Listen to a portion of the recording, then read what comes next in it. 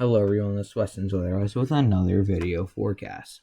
In today's video, we break down the upcoming severe weather coming to portions of the United States over the course of the next week. Starting off with the day one outlook, you can tell we do have a marginal risk out here on the East Coast. Damaging winds and large hail are the main threats. If we go and look over here across the plains back up into parts of the Midwest, you can tell we do have a marginal risk of severe weather in play. Now, if we go and take a closer look at this highlighted area in yellow, you may be thinking, this is a level 2 out of 5 severe risk. Damaging winds, large hail, and an isolated tornado cannot be ruled out as this event is ongoing right now.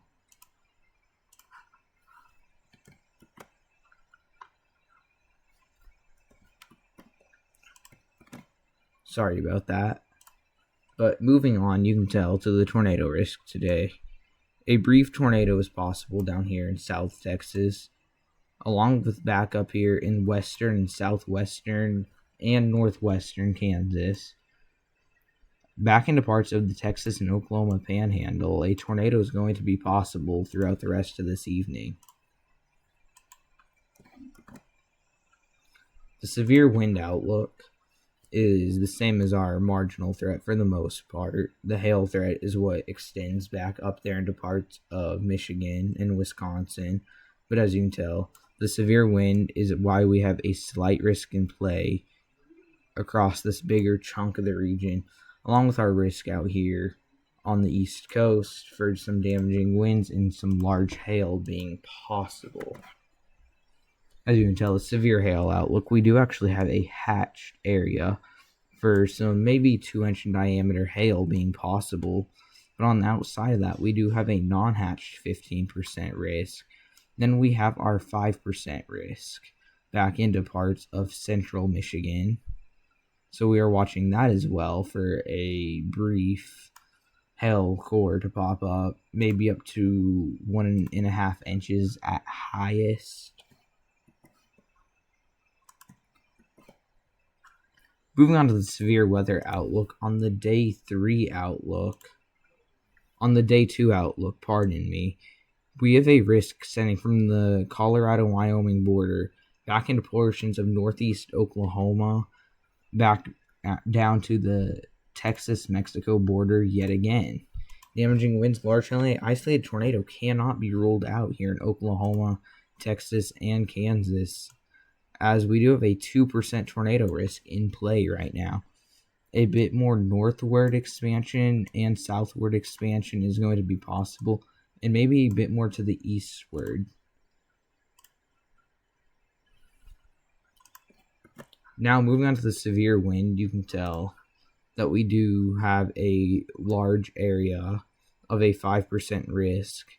I think damaging winds, we might get an upgrade to a slight risk across this area for some damaging winds. And we will go over that in a moment. Pardon me there. In the severe hail outlook, I do think we could get an area down here in South Texas for a 15% chance. Now, it does not stop there. The day 3 outlook does have a marginal risk of severe weather in place across portions of Oklahoma and Texas. Damaging winds and large hail look to be the main factors, but we cannot rule out a brief tornado or two. As where did my mouse go? There it went. It was over on OBS. Sorry about that. Now, moving on to the day 6 outlook, you can tell a extremely large 15% risk has been added. Damaging winds, large hail, and strong tornadoes are going to be possible, and this does include all of Iowa. Now, one thing I am watching very closely is back here in Oklahoma, Kansas, Missouri, and Nebraska. I do think a more potent tornado threat is going to be in play across this area. I do think there is the possibility tomorrow that we do get a 30% risk across this area. an expansion of this risk out across this area to the eastward, I do think tomorrow we will have a 30% severe weather risk somewhere. And it does not stop. The day 7 outlook, we yet again have another 15% risk. Now, this does look to be a little less severe, but we are still watching a damaging wind, large hail, and maybe a brief strong tornado or two being possible, mainly back here in our more southern setup, back here portions of southwestern Oklahoma, North Texas, and Arkansas.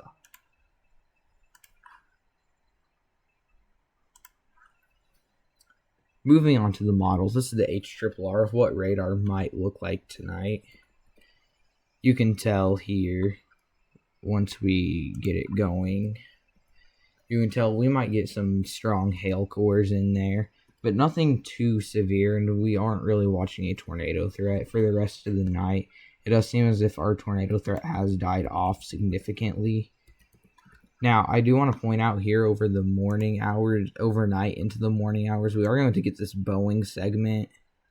And this is where we are watching for our damaging wind threat. Some large hail. We might get a brief spin up on the front side of that.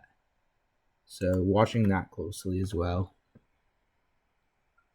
Moving on to surface-based Cape. You can tell it is a very messy setup, as there's some areas with extremely strong instability and others with not that much.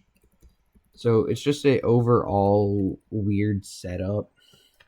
Very messy and disorganized, we could say. Moving on to the significant tornado parameter for tonight, we are yet again watching the probability of a brief spin-up tornado being possible back in Kansas for the most part, as you can tell. But nothing too out of the ordinary is forecasted. Now, if we go ahead and move on to the NAM 3KM CONUS, this is going to be on reflectivity, updraft, helicity. You can tell a bit more of that linear setup it has. And it does actually have that Boeing setup almost, but it is a lot farther to the south. Now, if we go ahead and move on, you can tell we might get a strong storm tomorrow back there in portions of northeastern Oklahoma. But that's whenever things start to ramp up tomorrow, as we are watching a bit of a discrete to semi-discrete storm mode back in portions of Oklahoma. Those do not look to be long-lived, though. And as you can tell, yet again, we're going to get a lot of these disorganized setups. So, until we get into, next week, I do think we are going to have a return of strong to severe storms. Maybe even a few severe weather outbreaks. But too early to get into details about that. So, moving on here, we can tell that tomorrow there is going to be the chance for some strong to severe thunderstorms. We do have decent instability. It's a matter of, are we going to be able to get storms in this environment? Until we do have around a 3,500 joules per kilogram area here. But the problem is we're not going to be able to get storms in there 100% sure. We are not 100% sure, I should say, on that. Because that's weird. So, moving on to the NAM 3KM CONUS significant tornado parameter. We are yet again still watching that brief tornado chance tonight. Might prompt a severe weather live stream. But then, we are going to go ahead and move ahead and see. We do have the chance for a brief tornado tomorrow and even into Friday. And we are even watching next week, too, here soon, once we do get into viewing for the significant tornado parameter, for a more significant setup, potentially. Moving on to the GFS, to go ahead and walk things out for the long term. You can tell we are going to get these multiple severe weather events. Nothing too severe is forecasted for now. That will all change, though, next week, once we get into Monday. So, Here we are. Let's go ahead and pull the timeline up if we can. There we go. So here's Sunday, and here it is into Monday. There are still questions remaining, though, I do have to say, back here in Oklahoma, as this is what I'm talking about here. If we go ahead and pull up my pen, we can tell this area is more of that damaging wind, large hail threat. But back here in portions of Oklahoma, Kansas, Missouri, Arkansas, across this area, there is questions remaining of whether we are going to get storms in that area. So that is one of the big things that is up in the air right now. It does look like we will at some point, and then our more linear setup for Tuesday. Now, looking ahead, you can tell it looks like we might get calm again before we go into the start of May. We might get a few more setups back there in the plains that could prompt some severe weather, but it honestly looks like a quiet start to May. Now, moving on to surface-based CAPE, we are going to be able to tell that our instability is going to be on the lower end over the next few days. But once we start to get up here into Monday, as you can tell, quite the amount of instability here. So if we go ahead and take a sounding, number 1 back here in Iowa. Let's see what we pull up with this. We do end up pulling a tornado possible hazard type. A decent hodograph, a 78-degree storm slinky. So definitely watching things extremely closely right now. If we go ahead and pull a sounding back here along the Oklahoma-Kansas border, what are we looking at? A tornado possible hazard type, as you can tell. So definitely a setup for a tornado-driven environment. I'd say more back in the plains. But if we go and walk you forward a little bit more, you can tell we are going to get a return of instability for Tuesday, which was that little bit. Here we are into Thursday now. As you can tell, we kind of died off. But here on Tuesday, there's going to be a bit of instability return. But it definitely looks like Monday is going to be our bigger severe weather day out of all the days that we are forecasting. Here, if we go and look at the bulk shear on the GFS. And one thing I do want to point out is the European model is more consistent on storms in the plains for next Monday. You can tell we are going to have our trough dig. And once we get into Monday, we are going to have a strongly negatively tilted trough digging, as you can tell, which usually does promote a more tornadic environment. So we are watching as this ejects off the Rockies, whether this is going to pose a threat back here in the plains, or if it is going to pose a threat back into the Midwest. So definitely watching it closely, as a return of wind shear is going to happen with these storms.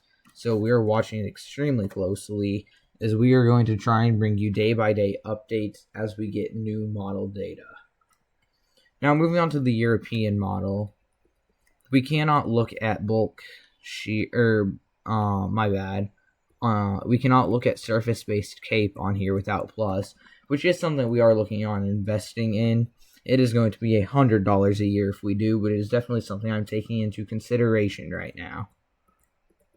As you can tell here with the Euro, it does pick up on these storms back here in the plains.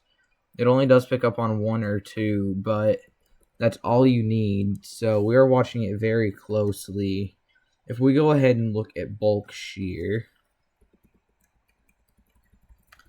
it also shows our trough is going to dig, as we are watching it extremely closely. Now, it is not as negatively tilted on the Euro, but it is still a negatively tilted trough. So we are watching it extremely closely. I hope you guys all did enjoy today's video. Make sure to drop a like and subscribe down below, as we are on the push to 300 subs right now. If you did enjoy today's video, please share it with any family members that you know.